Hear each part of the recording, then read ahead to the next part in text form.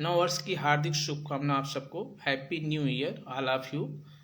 आज हम न्यायपालिका की बात करेंगे क्योंकि न्यायपालिका में सुधार बहुत समय से लंबित है। समय समय पर न्यायपालिका में सुधार की मांग होती रही क्योंकि न्यायपालिका भारत हमारे मूलभूत अधिकारों का, फंडामेंटल राइट्स का कस्टोडियन है। वह संविधान का भी कस्टोडियन है।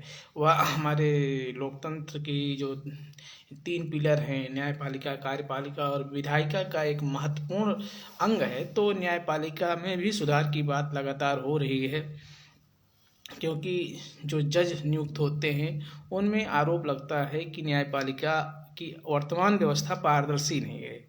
क्योंकि जो वर्तमान कॉलेजियम सिस्टम है उस पर बहुत सारे आरोप लगे। जब इस पर बात होती है तो कॉलेजियम जज का एक बड़ी अच्छी कहावत है। लोग कहते थे जब देश आज़ाद हुआ तो कि राजा का बेटा राजा नहीं बनना चाहिए। एकदम सच बात है। योग्य व्यक्ति को ही लोकतंत्र में स्थान मिलना चाहिए। एकदम सच बात है। वैसे प्रधानमंत्री के बेटे को प्रधानमंत्री बनाया गया। उत्तर प्रदेश में चीफ मिनिस्टर के बेटे को ही चीफ मिनिस्टर बनाया गया। तो यह कहने में तो अच्छा लगता है कि राजा का बेटा राजा नहीं होगा, विधायक का बेटा ही विधायक बनेगा, मंत्री जी का बेटा ही सांसद बनेगा। तो ये तो चल रहा है।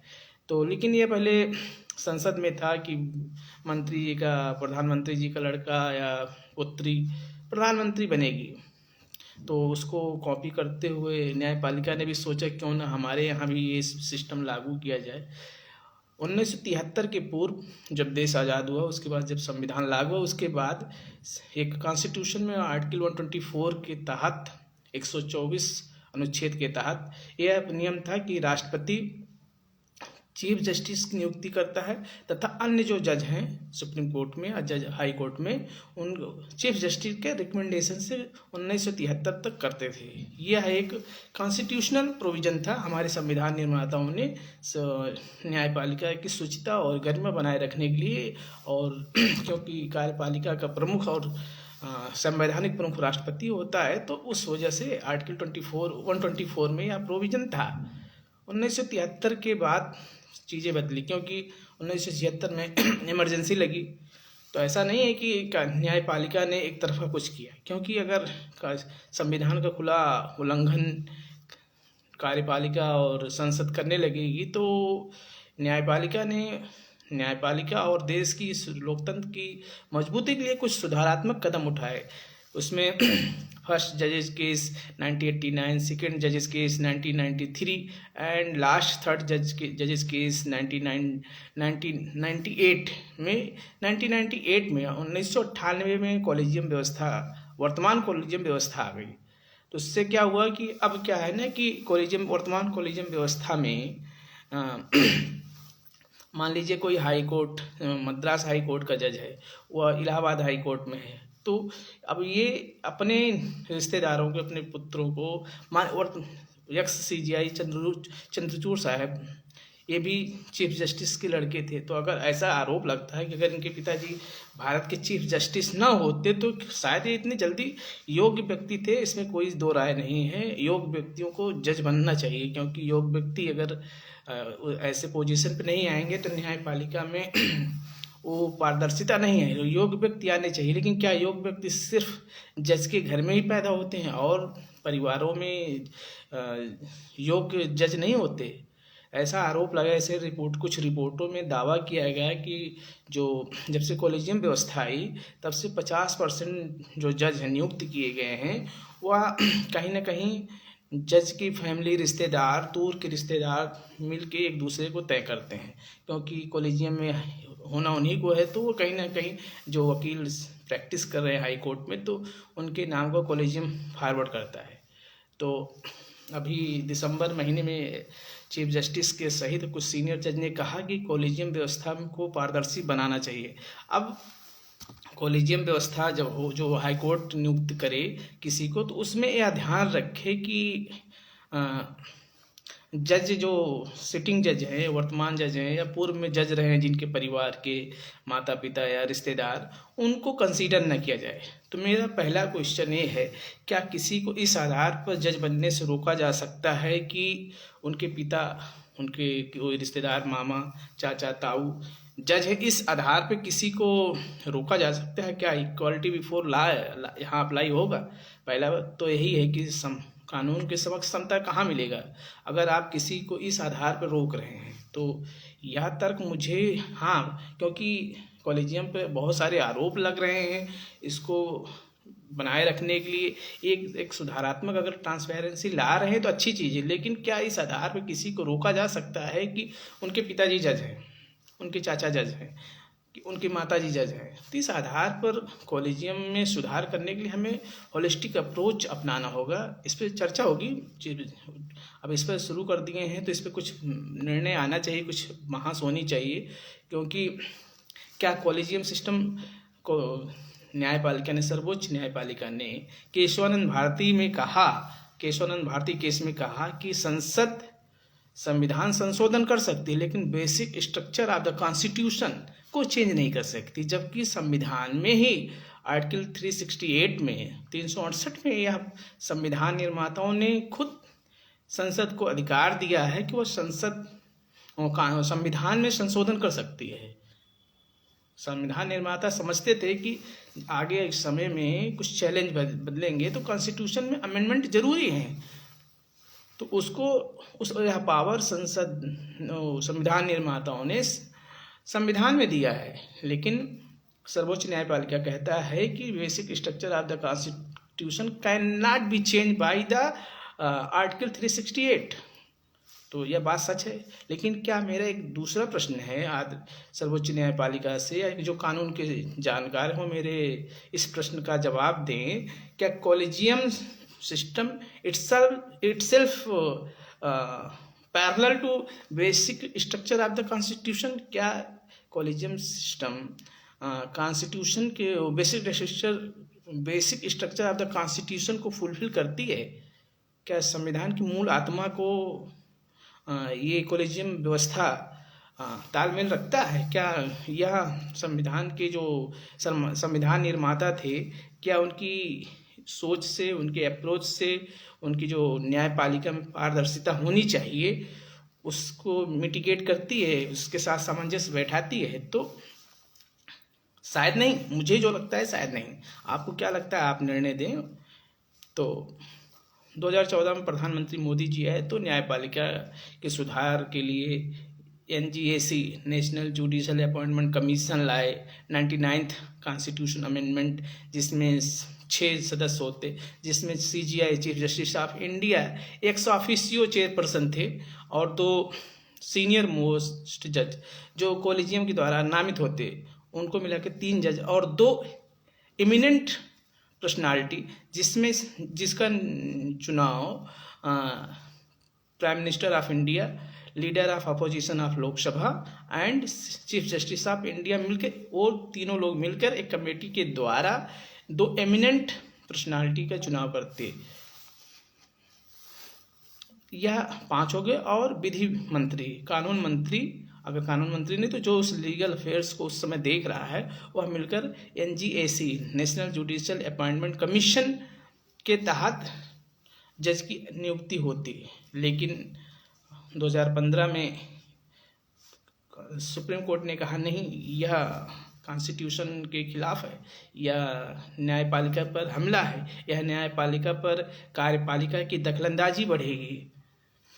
एक विधि मंत्री के आने से क्या कार्यपालिका, क्योंकि CJI उसका एक्स चेयरपर्सन था, 2 सीनियर मोस्ट जज जो कॉलेजियम द्वारा नामित होते उसमें वो भी रहते थे, 3 वो होते, और 2 एमिनेंट जो पर्सनालिटी थी जिसमें CJI prime minister and opposition leader of Lok Sabha होता। क्या ये 5 लोग विधि मंत्री को अफेक्ट नहीं कर सकते थे? अगर थोड़ा सा, क्योंकि अगर पहले किसी चीज़ को एक तरफा नकार देना, जब ये सुप्रीम कोर्ट का निर्णय आया तो मुझे अच्छा नहीं लगा था कि किसी चीज़ को ट्रायल करते, कहीं अप्लाई करते हाई कोर्ट में थोड़ा पायलट प्रोजेक्ट के तहत, देखते क्या होता। न्यायपालिका की स्वतंत्रता सर्वोच्च है, उसमें किसी भी प्रकार का कोई कंप्रोमाइज नहीं करना है।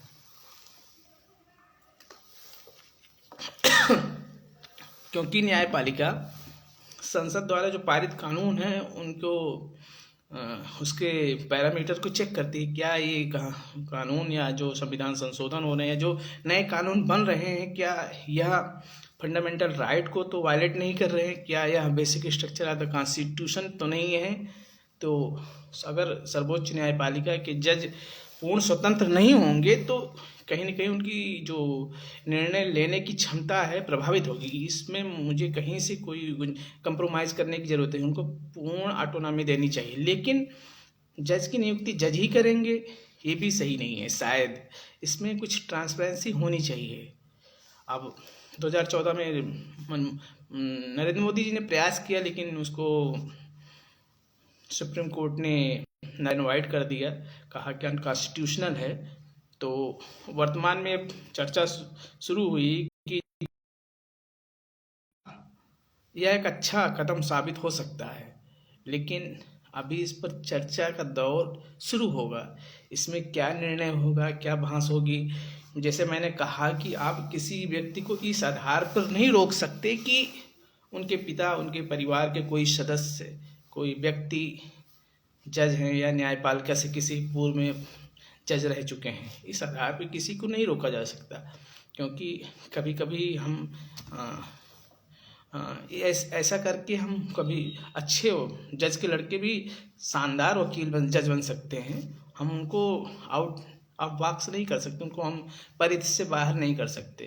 तो इसके लिए जो भी कंसल्टेशन होगा अभी आगे होगा, क्योंकि जो लीगल प्रोफेशन से हैं उस पर उनकी राय महत्वपूर्ण होगी, क्योंकि वो लीगल चीज़ें लीजिए। मुझे लगता है कि पहली बात तो यही है कि आप कानून के समक्ष जो उनकी इक्वालिटी बिफोर लॉ है वही आप वायलेट करेंगे कि आप जज का लड़का जज नहीं बन सकता। तो ये मुझे लगता है कि और इस पर कंसल्टेशन की ज़रूरत है, इस पर और चर्चा की ज़रूरत होनी चाहिए, होगी, क्योंकि 2025 आ गया है, नया साल है। तो हम आशा करते हैं कि संसद में अच्छी चर्चा हो, अच्छे कानून बने, कार्यपालिका अच्छे नीतियां लाए, लागू करे, और न्यायपालिका अच्छे कानून का अनुपालन कराए, और जो लोगों के बेहतर जीवन को बेहतर और बेहतर बनाए, उसके लिए अगर कुछ निर्णय चर्चा होता है तो बहुत बेहतर होगा। लेकिन कॉलेजियम सिस्टम, जो वर्तमान कॉलेजियम सिस्टम है, इसमें पहली बात तो ट्रांसपेरेंसी होनी चाहिए। अगर इसमें मेरा जो पर्सनल ओपिनियन है कि अगर जब तक कोई अन्य व्यवस्था नहीं आती तो उसमें जो अगर कॉलेजियम कोई किसी का नाम रिकमेंडेशन देता है और प्रेसिडेंट या प्रेसिडेंट तो एक्चुअल में प्रेसिडेंट नहीं करता, वो भारत सरकार करती है।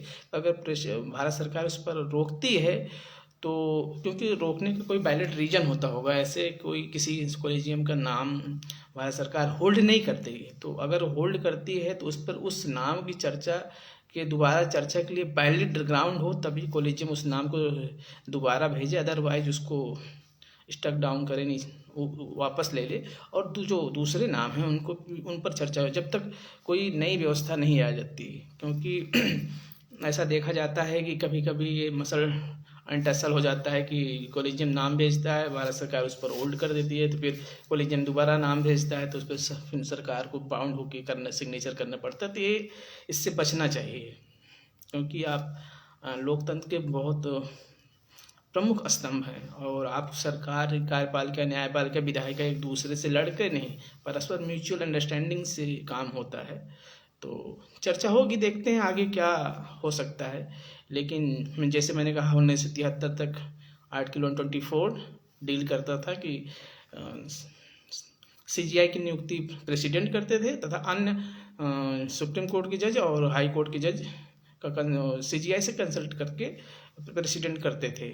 उसके बाद 1973 के बाद फिर जज उसमें फिर, क्योंकि 1976 में इमरजेंसी आई, आपको देखना पड़ेगा कि इंदिरा गांधी जी ने कुछ न्यायपालिका के साथ जो जो उन्होंने दखलंदाजी दी थी, वो उसको देखते हुए सुप्रीम कोर्ट ने कुछ अपने आप को कुछ पावर दिया, सेल्फ पावर दिया, और उसकी वजह से, लेकिन वो इतनी ज़्यादा ताकत देते चले गए कि फिर वो जो 124 था वो थोड़ा सा लगता है कि प्रेसिडेंट मजबूर है सिग्नेचर करने के लिए। ऐसा नहीं हो, क्योंकि अगर प्रेसिडेंट या गवर्नमेंट ऑफ इंडिया उसको होल्ड करती है तो उस पर कॉलेजियम सिस्टम को थोड़ा सा सोचना चाहिए, और जब तक कोई नई व्यवस्था नहीं आती कॉलेजियम व्यवस्था को ही रन करना चाहिए। लेकिन जो मेरा व्यक्तिगत मानना है कि अगर किसी पर सरकार रोक लगाती है तो फिर उस नाम को फिर चर्चा न करें, जब तक कि वो बहुत बड़ा वैलिड, ऐसा ना हो कि वो बहुत इमिनेंट जज बन सकते हैं, बहुत अच्छे जज बन सकते हैं और सरकार किसी पूर्वाग्रह से ग्रसित है, तो ऐसा अगर ना हो तो उनको होल्ड कर देना चाहिए। और अगर सरकार नाम वापस कर रही तो फिर उनको वापस करके दूसरे, बहुत सारे देश में जजों की, वकीलों की कमी नहीं है, बहुत सारे वकील हैं, तो दूसरे नामों का प्रस्ताव भेजे। और ऐसा ध्यान रखे कि जज के लड़के का नियुक्ति इस आधार पर न हो कि उनके पिता, उनके पितामह, उनके परिवार के कोई व्यक्ति जज है, लेकिन किसी व्यक्ति की योग्यता का हनन इस आधार पे भी नहीं होना चाहिए कि उनके पिता जज हैं। अगर इंसान योग्य है तो उसकी नियुक्ति होनी चाहिए। ये न्यूट्रल वे में मेरा जो ओपिनियन था मैं आपके साथ शेयर किया। और आज प्रथम दिवस है 2025 का, तो आई होप आप सब फाइन एंजॉय कर रहे होंगे। पहला दिन है, कोई लाइव नहीं आया, तो थैंक यू। एंड आप अपने न्यायपालिका के बारे में, अपने अधिकारों के बारे में सजग रहें। मैं देखता हूँ कि लोग कानून को लेकर और इतने सारे रील्स देखते हैं, तो थोड़ा थोड़ा एक आईपीसी और जो हमारे फंडामेंटल राइट्स हैं, जो गांव के लोग हैं वो भी कुछ इन चीज़ों को देखा करें। यूट्यूब पर बहुत सारे आते हैं, तो हिंदी में, इंग्लिश में, जिसमें आप अपने लैंग्वेज में देखना चाहें तो फंडामेंटल राइट्स, एटलीस्ट अपने जो मूलभूत अधिकार हैं उसके बारे में जानें। आपकी जो आईपीसी है, आपको कौन क्रिमिनल प्रोसीजर केस है, मतलब मिनिमम तो आप जानें, थोड़ा थोड़ा जानें, क्योंकि आपके पास समय है, आप रील्स देखने में टाइम लगाते हैं, तो इन सब चीज़ों को भी देखें। क्योंकि जब आप कानून को जानते हैं तो आपका कोई शोषण नहीं कर सकता। कानून का जानकारी इसलिए होना चाहिए कि आपका कोई शोषण न करे।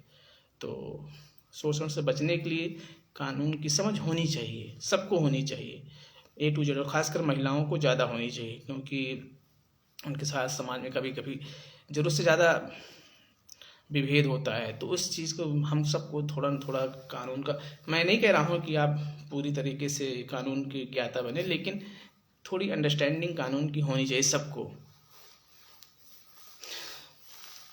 शुभ रात्रि।